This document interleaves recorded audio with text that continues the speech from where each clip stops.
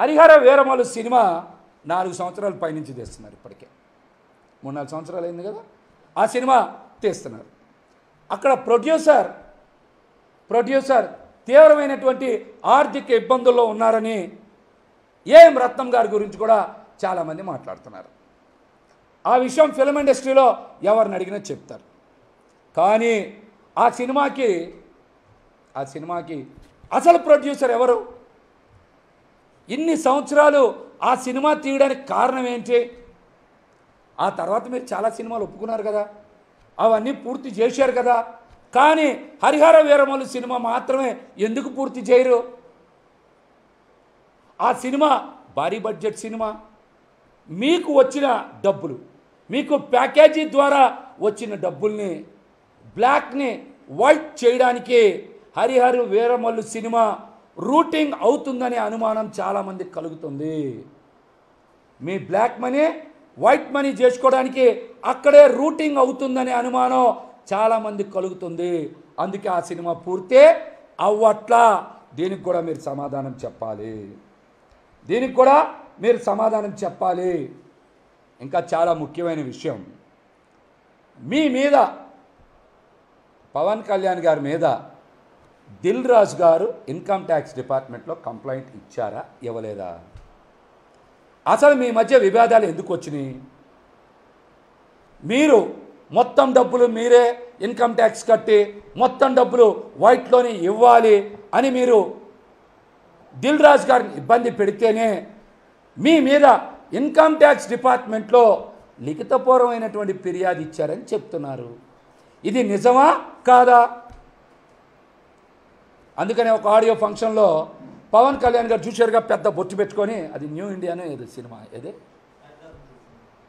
ఏదో ఆ సినిమాలో ఒక అభిమానం వస్తే ముట్టుకోగానే చీ పో పో అని బాగా తిట్టాడు ఆయన ఆ రోజున. అని దిల్ రాజు గారు కొద్దిగా అర్థం చేసుకోండి సార్, కొద్దిగా చెప్పండి సార్ అన్నాడు. ఆ రోజు మాకు అర్థం కాల, మీ మీద దిల్ రాజు గారు ఇన్కమ్ ట్యాక్స్ డిపార్ట్మెంట్లో ఫిర్యాదు ఇచ్చారన్న విషయం. మాకు కూడా ఇంటెలిజెన్స్ చెప్తుంది సార్ ఇలాంటివన్నీ. మీకే కాదు ఇంటెలిజెన్స్ చెప్పేది, మాకు కూడా ఇంటెలిజెన్స్లో చెప్తారు కొంతమంది ఇలాంటి విషయాలు. మీరు చెప్తారు కదా మాటకి ఇంటెలిజెన్స్ చెప్పిందని, ఇలాంటి విషయాలు మాకు ఇంటెలిజెన్స్ వాళ్ళే చెప్తారన్న విషయం మీరు కూడా తెలుసుకోవాలి. అసలు 2014 నుంచి 2024 వరకు మీరు చేసిన సినిమాలు ఎన్ని? సూపర్ హిట్ అయిన సినిమాలు ఎన్ని? డిజాస్టర్ అయిన సినిమాలు ఎన్ని? మీ సంపాదన ఎంత? మీ మెయింటెనెన్స్ ఎంత? పార్టీకి ఇచ్చింది ఎంత? మీరు కొన్న ఆస్తులు ఎంత? మీ పేరు మీద బినామీల పేరు మీద కొన్న ఆస్తులు ఎంత? దీనికి కూడా మీరు సమాధానం చెప్పాలని మేమైతే డిమాండ్ చేస్తూ ఉన్నాం. చాలా ముఖ్యమైనటువంటి విషయం,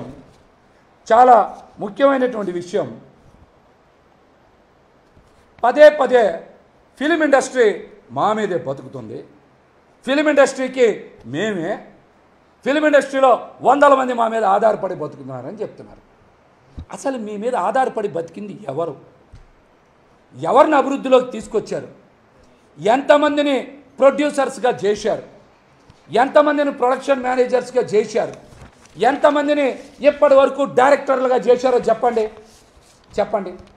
ఏమనంటే బ్రాండ్ అంటారు. మీకున్న బ్రాండ్ మోసం చేయడం, మాటలు చెప్పడం మోసం చేయడం. పవన్ కళ్యాణ్ గారికి ఉన్న బ్రాండ్ మాటలు చెప్పడం మోసం చేయడం.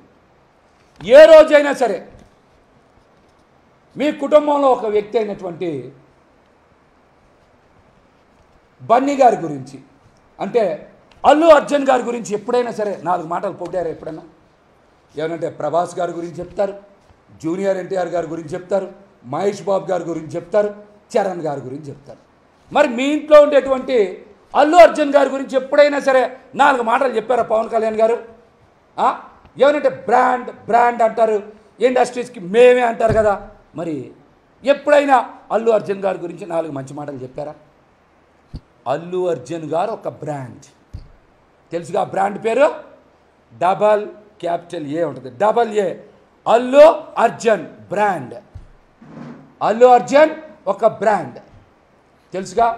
ఆయన ఆయన మీకు ఒక విషయం చెప్తున్నాను. ఆయన చాలామందికి అంటే ప్రొడ్యూసర్లకి, ఆయన దగ్గర గొడుగు పట్టుకున్నటువంటి వ్యక్తులకి చాలామందిని ప్రొడ్యూసర్లుగా చేశారు, డైరెక్టర్లుగా చేశారు. అట్లాగనే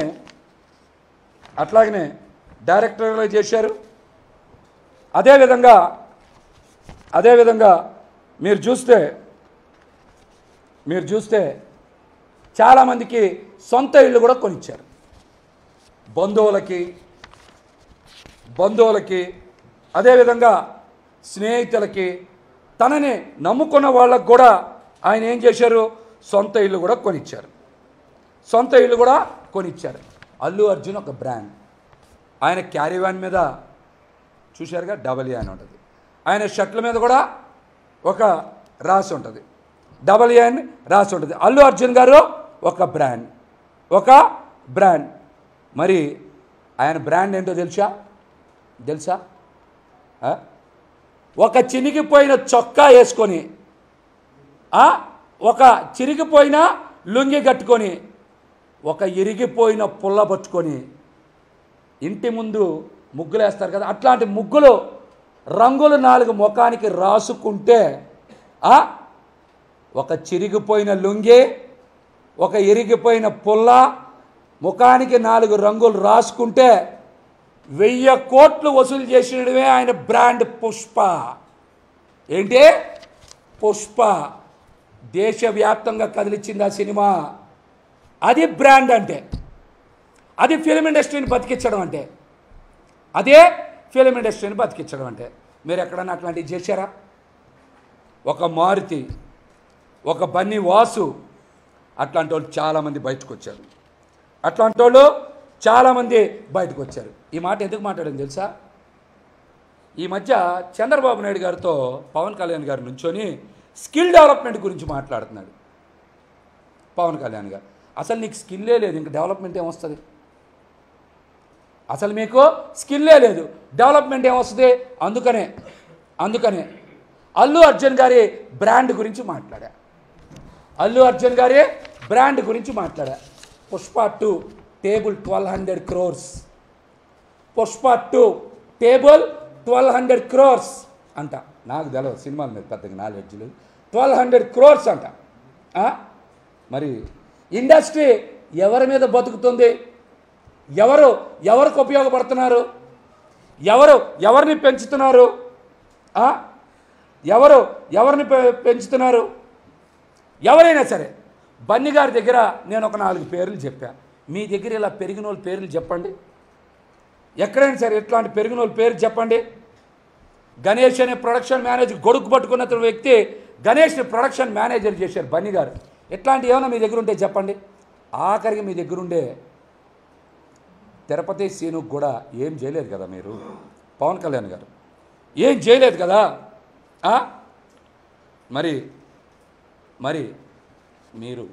మీరు బ్రాండ్ అని చెప్తారు, ఫిలిం ఇండస్ట్రీకి మేమే దిక్కు అని చెప్తారు. ఇట్లాంటి ఒక్క ఉదాహరణ చెప్పండి మీ దగ్గర ఏమైనా